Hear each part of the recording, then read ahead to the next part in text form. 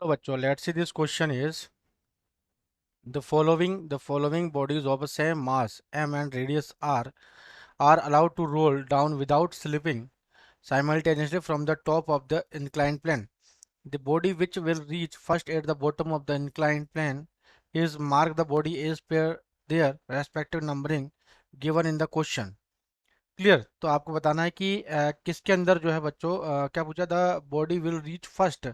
तो बॉडी सबसे पहले नीचे कब पहुंचेगी, जब टाइम कम लगेगा। तो टाइम के बारे में हमें पूछा है, तो टाइम किसके ऊपर डिपेंड कर रहा है ना। तो यहाँ हो जाएगा हमारे पास टाइम, जिसमें टाइम कम लगेगा वो जल्दी पहुंचेगा।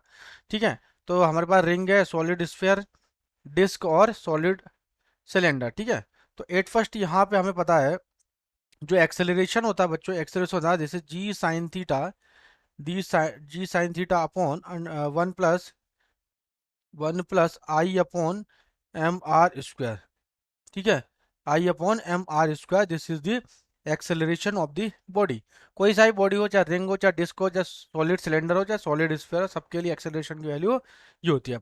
यदि हम बात करें आई आर, मतलब रिंग के लिए, आई आर मतलब रिंग के लिए मोमेंट ऑफ इनर्शिया कितना होता है, this is M R square. ठीक है, क्या होता है, एम आर स्क्वायर। और एक्सेलरेशन होता है ए आर रिंग के लिए, जैसे g sine theta by two, g sine theta by two, ये रिंग के लिए हो गया। इसी तरह से बच्चों डिस्क के लिए बात करें तो डिस्क के लिए होता है I of D is equal to, this is M R square divide by two, moment of inertia M R square by two. और इसके डिस्क के लिए acceleration 2/3, this is g sine theta. ठीक है, 2/3 जी साइन थीटा। और इसी तरह solid sphere हो गया, एक सॉलिड सिलेंडर हो गया। तो सॉलिड सिलेंडर के लिए आई एस सी के लिए होता है, this is M R square by two, moment of inertia और अल्फा मतलब एक्सेलरेशन, मतलब ये अल्फा है। ठीक है, सॉरी, हाँ ए एक्सेलरेशन ही है, तो यहाँ पे हो जाएगा ए की वैल्यू हो जाएगा सॉलिड सिलेंडर का 2/3, this is also 2/3 g sine theta.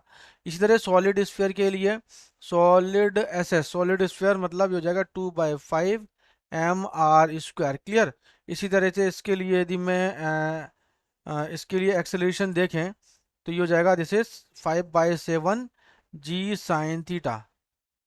ठीक है, तो यदि यहाँ पे देखो जी की वैल्यू और ये 5G, तो देखो सबसे ज़्यादा जी की वैल्यू कहाँ पे है, जो 23, ये हो जाएगा 20/3, तो जैसे 6.6 कुछ आएगा ना, इसे ये 0.4 सॉलिड स्फीयर के लिए। और ये हो जाएगा 50, ये तो और ज़्यादा आएगा है ना, 7.7 कुछ आएगा, 7.1 है ना, 7। और यहाँ पे ये 10 आएगा। तो सबसे कम किसके लिए आएगा, सबसे कम आएगा सॉलिड स्फीयर के लिए। सॉलिड स्फीयर के लिए सबसे कम वैल्यू आ रही है मोमेंट ऑफ इनर्शिया की।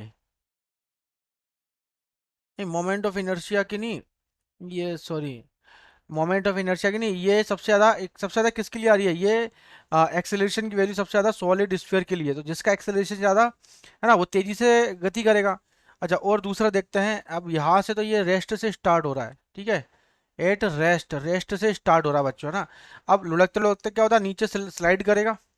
तो यहाँ पे आपको पता है कि S is equal to U T plus half of A T square.